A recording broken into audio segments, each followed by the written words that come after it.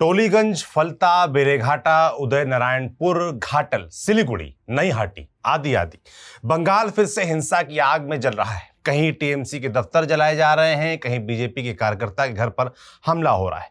दोनों पार्टी अपने अपने काडर की हत्या का आरोप एक दूसरे पर लगा रही हैं। करीब 4 हत्याएं हो चुकी हैं, ऐसी खबरें आ रही हैं। जिस राजनीतिक हिंसा के खिलाफ बीजेपी ने चुनाव लड़ा और ऐतिहासिक बहुमत हासिल किया, चुनाव के बाद वही हिंसा होती दिखाई दे रही है। कहने को अब भी बंगाल में केंद्रीय सशस्त्र बल की 700 कंपनी तैनात, मतलब 70,000 जवान, फिर भी दिन दहाड़े हिंसा हो रही है। बीजेपी ने चुनाव से पहले वायदा किया था कि वो बंगाल से पार्टी सिंडिकेट और हिंसा की राजनीति को खत्म करेगी, लेकिन अभी बीजेपी ने ठीक सत्ता भी अपने हाथ पे नहीं ली है कि पूरे बंगाल से हिंसा की तस्वीरें सामने आने लगी हैं।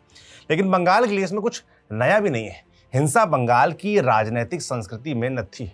पिछले 50 साल से बंगाल इसी किस्म की हिंसा का गवाह बनता रहा है। सवाल यह कि क्या नई नई सत्ता में आई बीजेपी हिंसा के इस चक्र को बदल पाएगी? क्या बंगाल में सचमुच परिवर्तन होगा? सब समझेंगे आज के इस वीडियो में। नमस्ते, मेरा नाम है सौरभ त्रिपाठी, आप न्यूज पिंच देख रहे हैं। इस वीडियो को आखिर तक देखिएगा, तब आपको इतिहास, वर्तमान और भविष्य सब कुछ दिख जाएगा। वीडियो की शुरुआत में समझते हैं कि चुनाव के नतीजे आने के बाद से अब तक क्या क्या घट चुका है। 4 मई को आए चुनावी नतीजों में बीजेपी को बंगाल में 2/3 से ज्यादा बहुमत मिला, 205 सीटें। 4 तारीख की दोपहर तक साफ हो चुका था कि बीजेपी बंगाल में अगली सरकार बना रही है। शाम होते होते बंगाल के कई इलाकों से हिंसा की खबरें आने लगी, लेकिन सबसे चौंकाने वाली घटना हुई नॉर्थ 24 परगना के संदेशखाली में। यहां सुरक्षा बलों पर फायरिंग की घटना सामने आई। संदेशखाली के बामनघेरी में गश्त पर निकले सुरक्षा कर्मियों पर घात लगाकर हमला हुआ। इसमें अब तक 5 सुरक्षा कर्मियों के घायल होने की खबर सामने आई है।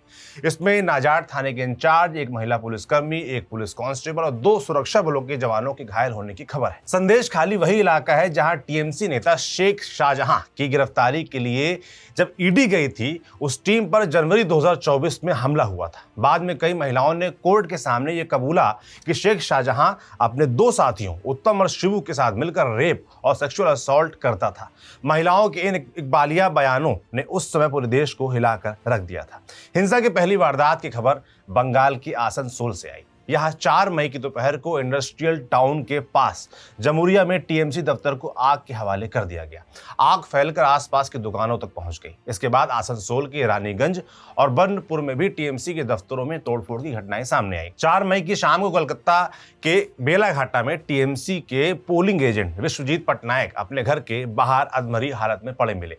उनके परिवार का आरोप है कि चुनाव के नतीजों के बाद बीजेपी कार्यकर्ताओं ने उन्हें जमकर पीटा। कलकत्ता के टोलीगंज में भूतपूर्व मंत्री अरूप विश्वास के दफ्तर में भी तोड़फोड़ हुई। कस्बा में भी टीएमसी कार्यालय को तोड़फोड़ का निशाना बनाया गया। रूबीगंज क्रॉसिंग में टीएमसी काउंसलर सुभाष घोष के दफ्तर पर बीजेपी कार्यकर्ता तोड़फोड़ करते नजर आए। हिंसा की बड़ी वारदात हुई फाल्टा में, जहां 21 मई को वोटिंग होनी है। यहां टीएमसी के नेता जहांगीर के दफ्तर में बीजेपी नेता घुसे और उसे बुरी तरीके से तोड़ दिया। फाल्टा पहले से बहुत संवेदनशील विधानसभा है। यहां 27 अप्रैल के दिन वोटिंग होनी थी, लेकिन यहां वोटर्स ने टीएमसी नेता जहांगीर पर आरोप लगाया कि वो वोटर्स को धमका रहा है। न्यूज पिंच ने इस मामले में ग्राउंड रिपोर्ट भी की थी। आखिरकार चुनाव आयोग ने संज्ञान लिया और यहां फिर से चुनाव करवाने का निर्णय लिया गया। अब यहां 21 मई को चुनाव होने हैं, लेकिन फाल्टा अकेला नहीं है। बुरुईपुर, कमरहट्टी, बारानगर में भी तोड़फोड़ और आगजनी की घटनाएं सामने आई। हावड़ा के दुर्मुरजला, मुर्शिदाबाद के बहरामपुर, सिलीगुड़ी और जलपाईगुड़ी से भी हिंसा और तोड़फोड़ की घटनाएं सामने आई हैं। मुर्शिदाबाद के जियागंज में लगी लेनिन की मूर्ति को बीजेपी कार्यकर्ता तोड़ते नजर आए। लेनिन रूस के क्रांतिकारी कम्युनिस्ट नेता थे। उन्होंने 1917 में रूसी क्रांति का नेतृत्व किया था। बंगाल में कम्युनिस्ट शासन के दौरान लगभग हर कस्बे में लेनिन की मूर्तियां लगाई गई थी। इस पूरी हिंसा में अब तक बीजेपी और टीएमसी के 2 कार्यकर्ताओं की मौत की खबर है। कलकत्ता के न्यू टाउन में 46 साल के बीजेपी कार्यकर्ता मधुमंडल की हत्या की खबर है। चुनाव के नतीजे के बाद मधुमंडल बीजेपी के कार्यकर्ताओं के साथ एक टीएमसी दफ्तर पर कब्जा करने में लगे हुए थे। यहां बीजेपी और टीएमसी कार्यकर्ताओं के बीच हिंसक झड़प देखी गई। इस झड़प में मधुमंडल की मौत होने की बात कही जा रही है। आरोप टीएमसी के कार्यकर्ताओं पर है। बीरभूम के नारून में टीएमसी कार्यकर्ता अबीर शेख की हत्या की वारदात सामने आई है। अबीर शेख के परिवार का दावा है कि अबीर अपने एक रिश्तेदार अली हुसैन के साथ घर लौट रहे थे। इस दौरान बीजेपी के कार्यकर्ताओं ने उस पर संतोषपुर गांव के पास धारदार हथियार से हमला कर दिया। अबीर की मौके पर मौत हो गई, जबकि उसका रिश्तेदार अली हुसैन गंभीर रूप से घायल है। दूसरी तरफ हावड़ा के उदय नारायणपुर से बीजेपी कार्यकर्ता जाधव बार की पीट पीट कर हत्या कर दी गई। जाधव बार बीजेपी की जीत का जश्न मनाकर घर की तरफ लौट रहे थे।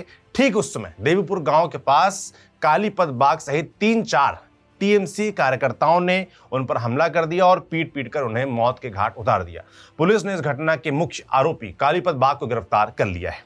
बंगाल में यह पहला मौका नहीं है जब चुनावों ने इस किस्म का हिंसक मोड़ ले लिया हो।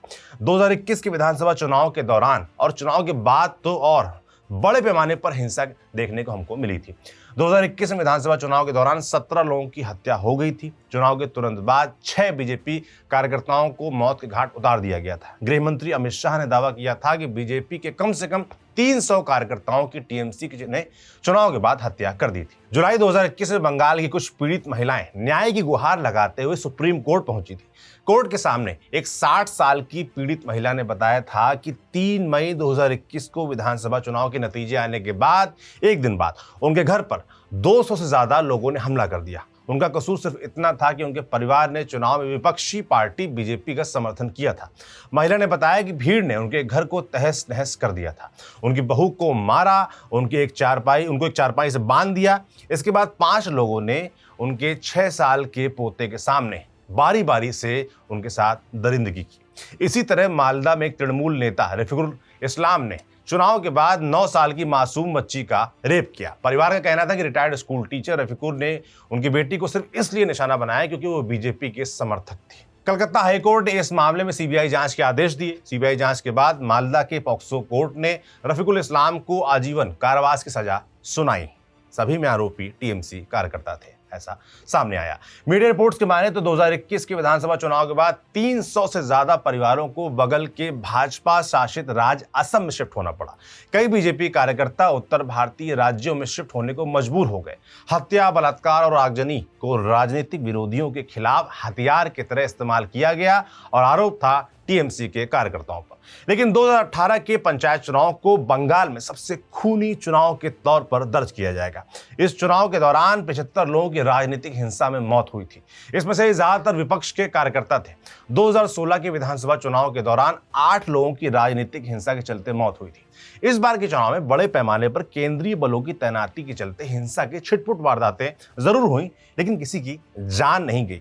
चुनाव आयोग इसे अपनी बड़ी कामयाबी बता रहा था, जो कि सही भी है, लेकिन चुनाव के तुरंत बाद हो रही हिंसा बड़े सवाल खड़ा करती है। क्या बीजेपी बंगाल की राजनीति में हिंसा की संस्कृति को बदल पाएगी? क्योंकि इससे पहले के 2 मुख्यमंत्री ऐसा करने में नाकामयाब रहे। बंगाल में 15 साल सत्ता पर रही ममता बनर्जी किसी दौर में इसी हिंसा का खुद शिकार रही। पहले उनकी कहानी आपको बता देते हैं। जनवरी 1993 ममता बनर्जी उस समय युवा कांग्रेस की नेता हुआ करती थी और नरसिम्हा राव सरकार में युवा मामलों की राज्य मंत्री। बाबरी मस्जिद को ढहाए जाने के अभी 1 महीना भी नहीं बीता था। 1/4 मुस्लिम आबादी के बावजूद बंगाल में बाबरी मस्जिद की बजाय एक सामूहिक बलात्कार सियासी सरगर्मी का बायस बना हुआ था। पश्चिम बंगाल के नदिया जिले के फुलिया गांव में रहने वाली 16 साल की दीपाली बसक सामूहिक बलात्कार का शिकार हुई थी। दीपाली विशेष रूप से सक्षम थी, वो बोल सुन नहीं सकती थी। इस बलात्कार का आरोप लगा सत्ताधारी सीपीएम के स्थानीय नेताओं पर। 38 साल की ममता बनर्जी हैवीवेट सोमनाथ चटर्जी को पटकनी देने के बाद बंगाल की राजनीति में अचंभे की तरह उभर रही थी। उन्होंने इस सामूहिक बलात्कार के मुद्दे को जोर शोर से उठाना शुरू किया। वो पीड़िता की बाह पकड़े सीधे मुख्यमंत्री के दफ्तर रॉयटर्स बिल्डिंग पहुंच गई। तारीख थी 7 जनवरी 1993। ममता दोपहर 12 बजे से मुख्यमंत्री के दफ्तर के दरवाजे के बाहर उनका इंतजार कर रही थी खड़ी होकर। शाम 4 बज गए। मुख्यमंत्री ज्योति बसु आधे घंटे के भीतर दफ्तर पहुंचने वाले थे।